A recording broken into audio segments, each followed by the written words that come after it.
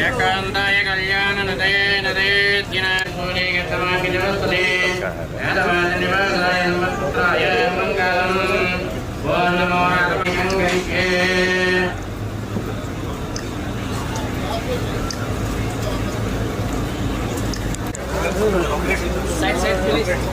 అయ్యారు మీరు అటువైపు ఉంటారు.